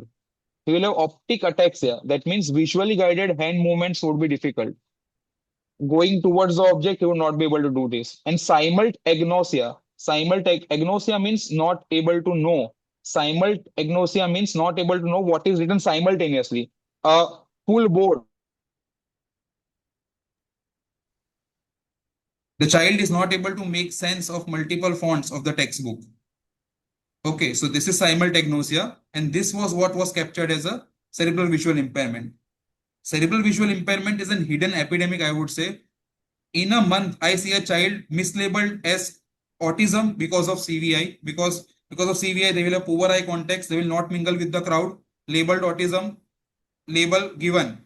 They will run out of the class, they will not be interested in studies, they will be inattentive because of the visual clutter, label ADHD, thrown. Majority of them may have some occipital lobe epilepsy because of occipital gliosis. Some may have some features of cerebral palsy because of periventricular leukomalacia. So it's an hidden epidemic which we pediatricians must step up and try to identify with just a basic history taking skill. So the reality is for every child diagnosed, there are 50 child which are undiagnosed. So we need to know, next slide, where the defect lies. So we need to know two streams, the dorsal visual stream and the ventral visual stream. The dorsal visual stream is the where and how stream, which is the parietal cortex and the occipital cortex. So they build a 3D map of the surrounding space to unconsciously guide our movement safety. So when it is deficit, we will not have a 3D picture. So the child may trip on the stairs. He may not be able to reach for the cup of glass. In a crowded place such as garden, he will not be able to mingle with peers, make friends, and he will have something which is known as motion overload or dyskinetopsia. Okay, so the dorsal stream may be dysfunctional and lead to that. Coming to the ventral stream, if the damage extends beyond the parieto-occipital lobe to the temporal lobe, you have ventral stream dysfunction, and the ventral stream codes for the memory bank to recognize shapes, faces, objects, and routes. So the what and who system is affected. So when they have temporal lobe dysfunction, they may have face blindness. They will not be able to recognize faces. So I am currently completely in beard. If a child sees me after 1 month, and if I am completely clean shaved and my hairstyle is changed, he will not be able to recognize me. This is what we call prosopagnosia. He will not be able to recognize a common object if it is placed in a pool of objects or if it is placed in a different angle. If he is going to a route and if the signboard is changed, he will not be able to recognize the route, which is known as topographic agnosia. So these are all what we call ventral stream dysfunction. Our child had a dorsal stream dysfunction. I'm just discussing ventral stream dysfunction because this perinatal insults can have a temporal lobe gliosis also sometimes. So this dorsal and ventral stream dysfunction deficits need to be known and checked in the history and examination. So simultagnosia is they will only be able to perceive single thing out of the entire picture. So missing the woods for the tree. That is what happens. And because of optic ataxia, you write in the space. Writing requires visual guidance of hand. So their handwriting will be clumsy and they will not be able to write and they will be mislabeled as dysgraphia. Okay, so this is what happens in child with dorsal stream dysfunction because of parieto-occipital gliosis. And simultagnosia, as we see in second slide, this is what happens. The next slide, sir. So their brain is seeing so many objects. And if you tell to find a car for this child, he will not be able to identify among this pool of objects where is my car. Okay, so it is an inability to see more than one or two items in a scene at once. So this is what is the defect which occurs in this dorsal stream dysfunction, which leads to tunnel vision. So what will child do? He will not focus on the car. He would see in the front of wall, he would see at the light, he will not make eye contact, but he will not see at the car. So this is what we call a simultagnosia, inability to identify the visual clutter or find objects in an environmental noisy field. So this is simultagnosia which the child was suffering from. Next slide.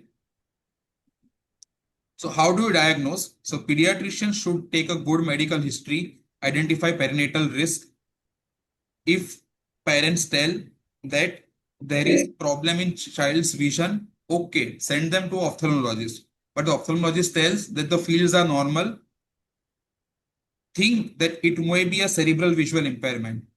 Problem with ophthalmologists nowadays is no one checks for visual fields. They think that visual fields are the domain of a neurologist. We have to check the fields. They don't check the fields usually. Perimetry is virtually non-existent for pediatric ophthalmology clinics nowadays. If you have a good ophthalmologist, let me know, because I have not seen an ophthalmologist checking fields. They'll check color vision, they'll check visual fields, they'll do fundus, they'll do slit lamp, everything, but no one will check a field.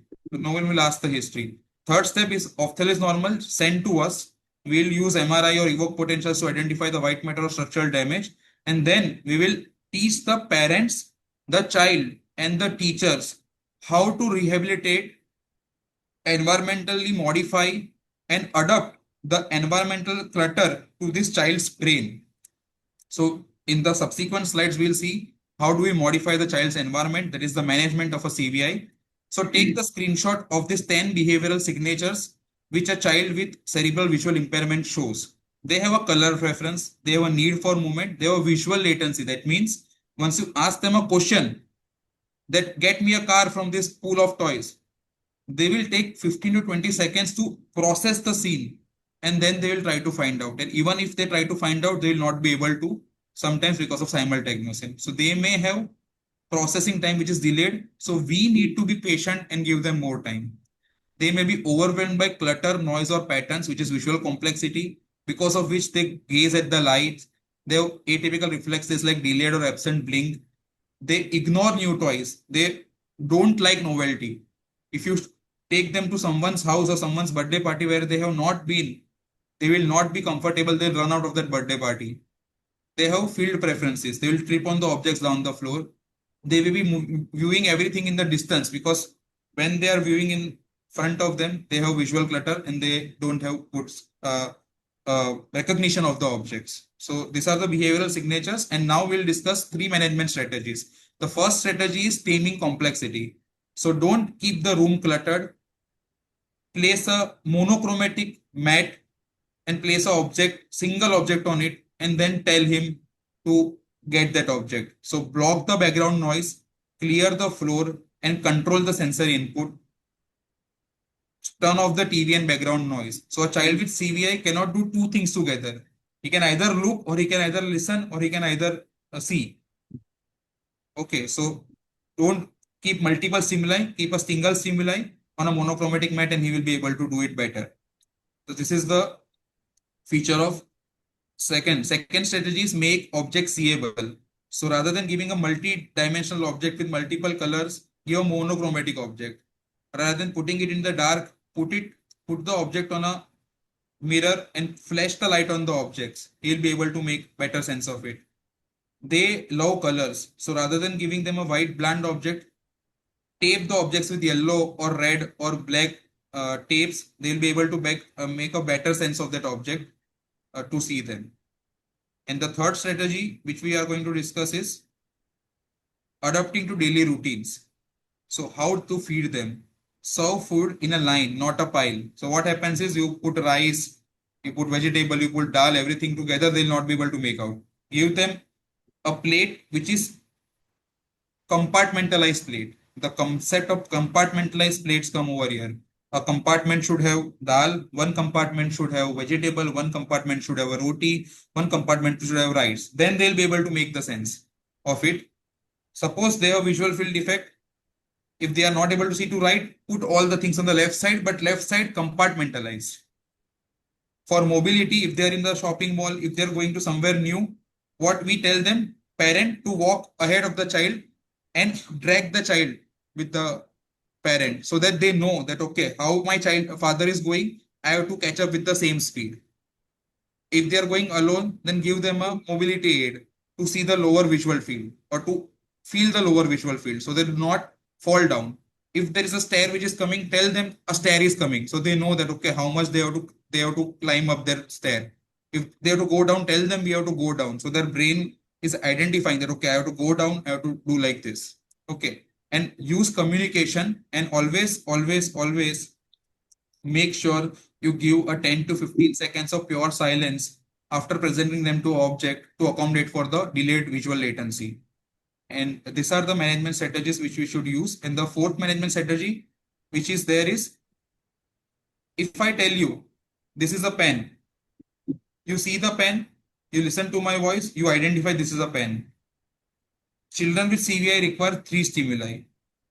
They have to see the pen, they have to listen to my voice, and they have to touch the pen.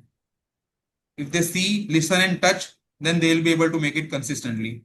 This is this type of pen. If a pen has a separate design, then for that separate design, you have to give them again.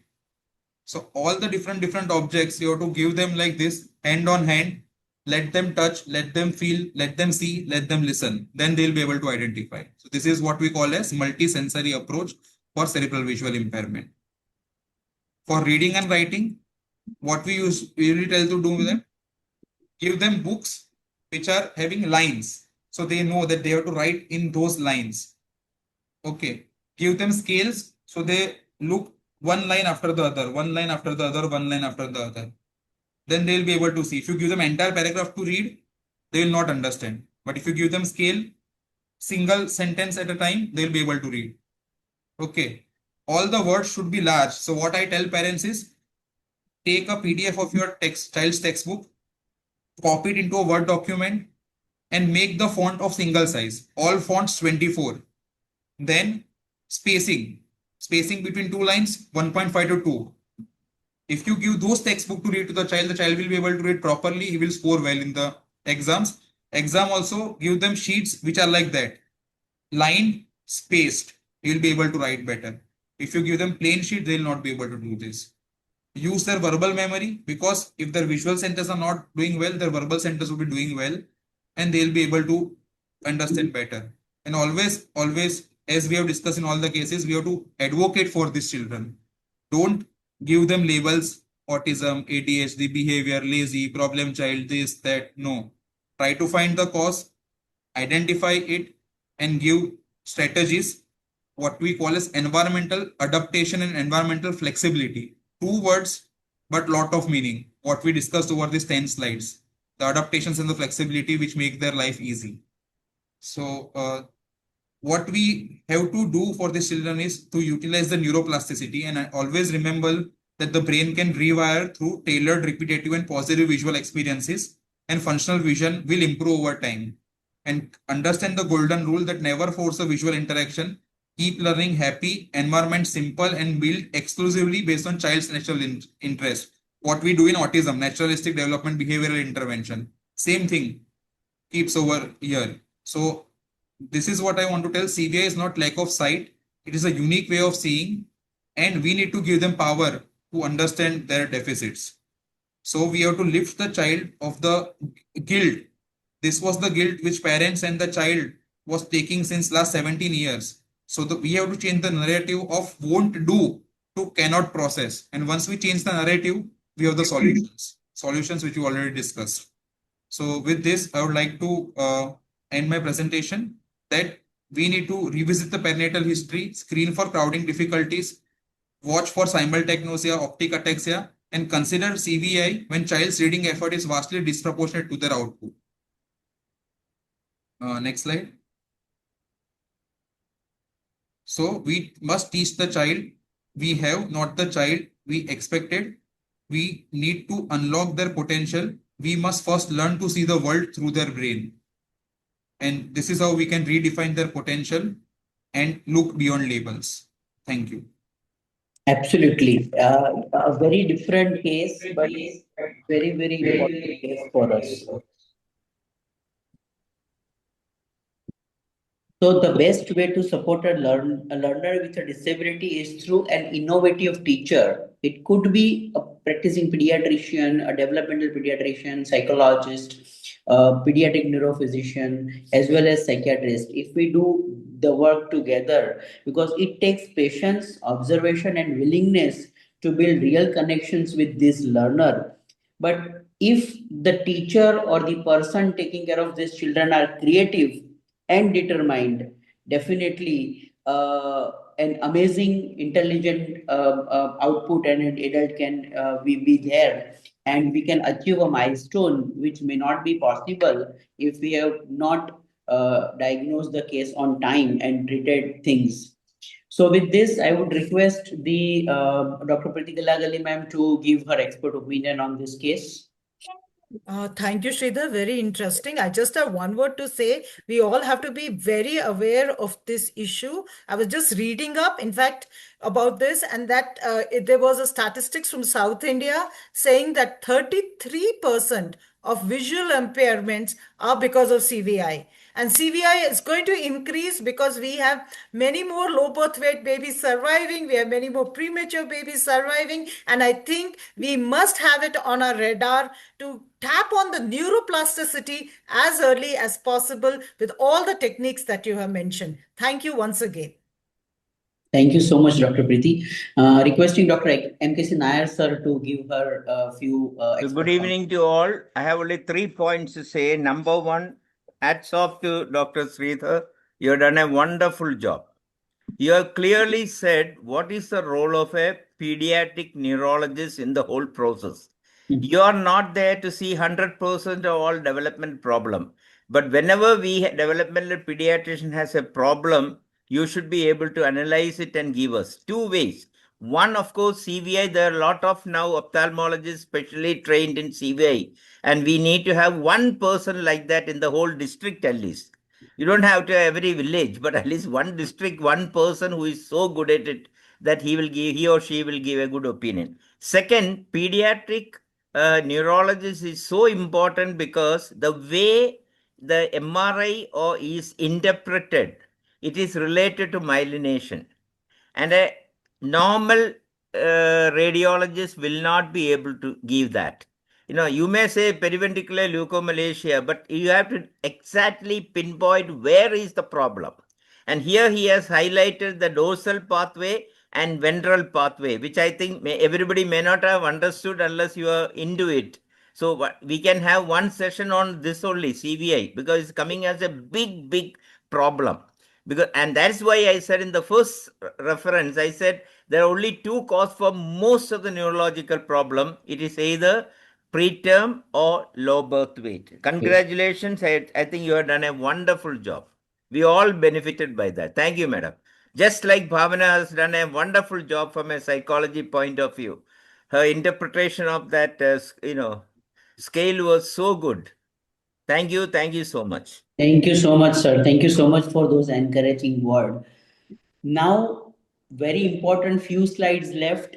I know we have overshooted the time, but very important few slides are there.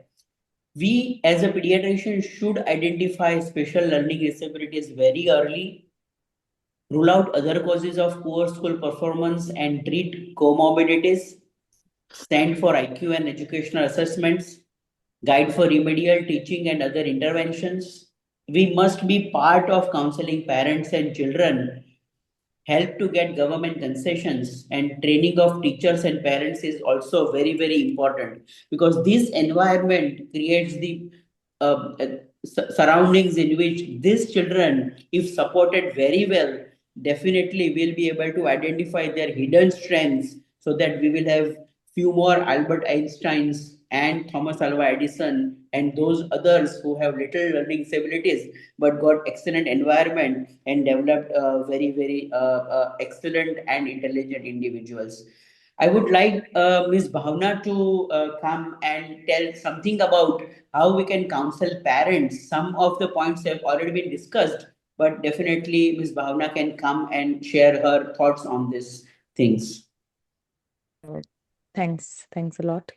So again, going back to the evaluation, after all these evaluations, it's very important for us to explain parents, as sir was asking, that does this child require tuition classes? In my opinion, more than tuition classes, this child requires special classes so that we can nurture his abilities, which are otherwise not going to be nurtured in school. Second thing is, it's not just average or superior or low average IQ. It is also about balancing all the parameters of IQ, which does not happen otherwise. So, while talking to parents, it's very important to bring all these aspects together and explain them that why this child requires remediation and in which area specifically. Again, talking about ADHD or learning difficulties, a lot of times we see that can be compensated, or that can be actually overcome with a lot of tips and tricks that can be taught to that child for the classroom and at home. But talking about their inclusivity in the classroom, their emotions, or the way they are ignored sometimes, or the way they are labeled, as this child or previous child, or even the last case we heard, these children do not feel accommodated in the classroom. So that is where parents need to put little extra effort to understand that where my child is facing difficulties, not only just learning or in say IQ or overall development. It is about how the child can actually fit into everywhere and how everybody can start accepting the child. So I think it's very important for us to, explain, sit with parents and teach them all these aspects, not just focusing on the academic achievement or results or marks or progress, because that will eventually happen otherwise also. But if these aspects are not rectified early on, it kind of shows a lot of issues in child's confidence, child's overall emotional growth. True. So when we do that, they are also motivated for regular follow-up and monitoring of the child. So child will also be motivated to do. How do you counsel children in this situation? So, if we are talking about teenagers, it's very important sometimes to make them independent thinker than what labels they are being assigned by school peers or at home. Because a lot of times, again talking about Dishan's case, because he was facing difficulty at home, it was very important for us to make him an independent thinker as to what he thinks his life should be and how he wants to design it. So it's very easy to actually interact with teenagers nowadays because they are very insightful, and thanks to social media, because they are very aware of a lot of things. So just connecting with them and helping them design their life is something which we should start with, and I think they are capable of. And it is also important for parents sometimes to understand that child is going to be having his own mind, and it's very important to acknowledge it or bring it out. So sometimes detaching parents and school setup from the child's own mind helps us to help a child better. So Absolutely. helping them be independent thinkers actually. Absolutely. That is what Dr. Preeti also said, that strength identification and motivating them to pursue whatever their strengths are and detach themselves from the labels and lead their life and design their life under the guidance of the psychologists, pediatricians, and the parents, and a supportive teacher can make a huge difference in their future. What about role of schools and teachers? We have really discussed a lot, but a few sentences. In my opinion, teachers are the main bridge everywhere, because a child might not listen to parents, but they will always have a favorite teacher in school. And it's very important to bring that person on board, because a favorite teacher can always help a child get out of their problem much easily. And that favorite teacher can actually help a parent and a clinician to work together. So I personally ask a lot of kids like who's their favorite teacher, and not necessarily that favorite teacher is going to be from their class. That No. favorite teacher could be the previous teacher, or a tuition teacher, or a drawing teacher, or sports teacher. Whoever is actually connected to the child can play a very vital role in bridging all the areas. I know, and the most what we have seen in Tare Zameen Par is the one thing that we really definitely can learn from. That understanding teacher who has found out the problem and work towards that, the child shine out in all areas of his life, including painting. So definitely a supportive teacher. Otherwise, a harsh school policies like unconducive classrooms, mean-spirited teachers, and peer pressure, even parental attitude can definitely limit a child's interest in learning. But if this all are together, then definitely we can create miracles in these children. What about inclusive education and resource room for these children? Is there really recommended, or they should be along with other classmates in the same class? Depending on the specific need, I think resource rooms are definitely a must for every school. And resource room can be developed by school teachers themselves. They don't really need extra education for it, because most of teachers, if they come together and they use their expertise, they can help children in different areas. So maybe child is facing difficulty in learning math vocabulary or math language, but that does not require a math teacher. It can be actually helped by an English teacher as well.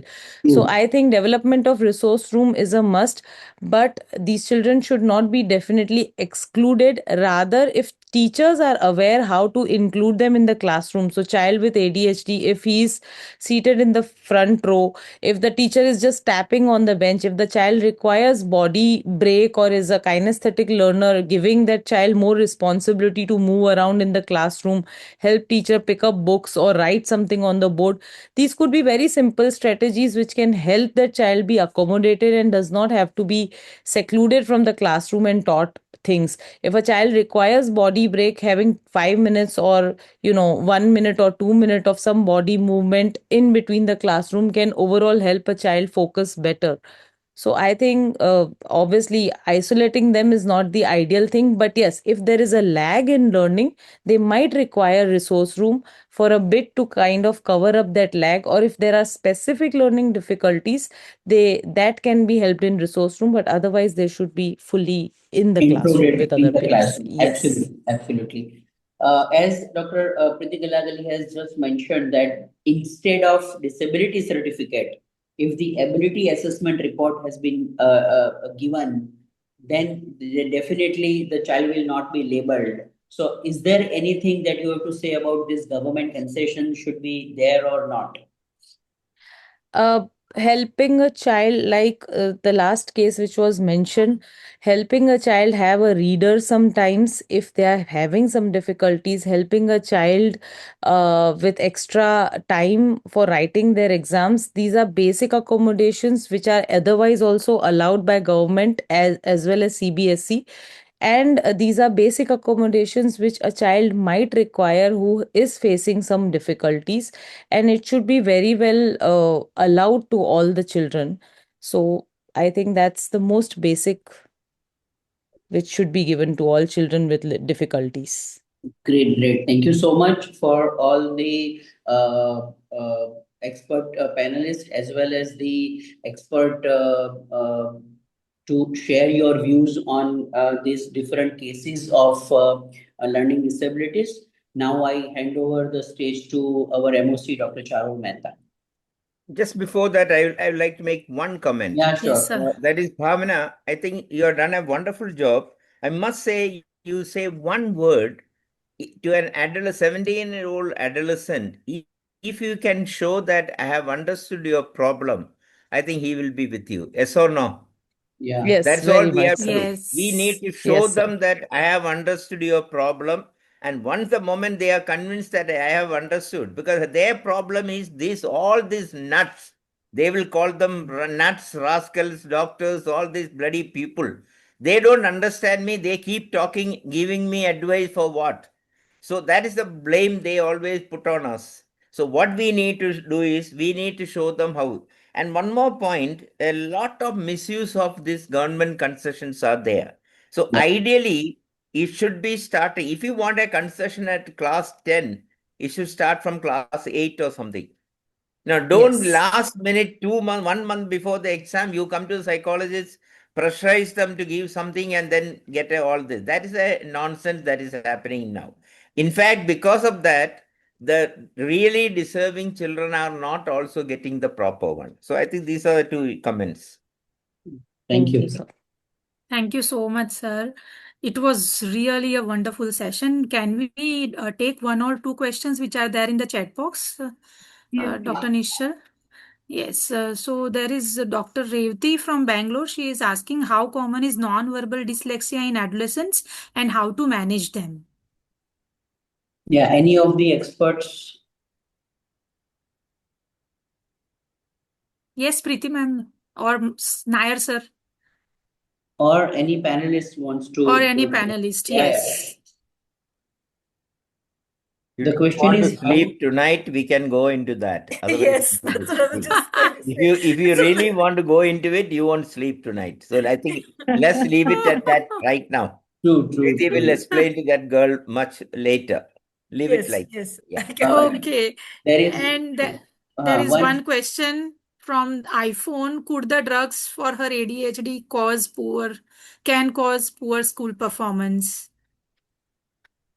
Swati, can the Yeah. drug of ADHD can cause poor school performance in the child? So, any medicine, if not monitored or supervised, given in the wrong dosage or given for the wrong reason, can definitely cause poor scholastic performance. Specifically for treating ADHD, we are treating the attention deficit. The academic performance is just one indicator. If it improves, that means the medicine is working. The drug itself, if it is given at a time where or a dose which makes the child drowsier or the child starts showing symptoms of irritability, then that might affect his learning ability. But directly, there is no association of learning difficulties because of the medicine per se. If it is titrated well, if the timing and the dosage is appropriate, then it should actually improve the child's performance. Absolutely. Okay, so now there is a time to wrap up our session. And for vote of thanks, I would like to invite our Honorary Secretary, Dr. Bhupendra Kapadia. Dr. Bhupendra Kapadia. Yes, Are you ma'am. there, sir? So, Yes. yes, ma'am. So, before going ahead, I request all the delegates who are watching this webinar, if you are still not the member of Central AHA, then please be the member at the earliest. As well as I request all the faculties and delegates to join our Instagram and Facebook account of Gujarat AHA.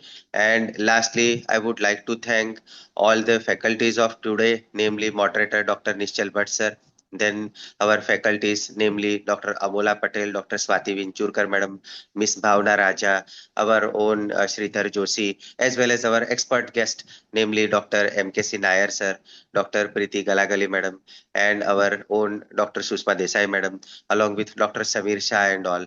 Thank you so much for joining today's webinar and enriching all of us with lot of science and lot many updates that we need to implement into our daily practice.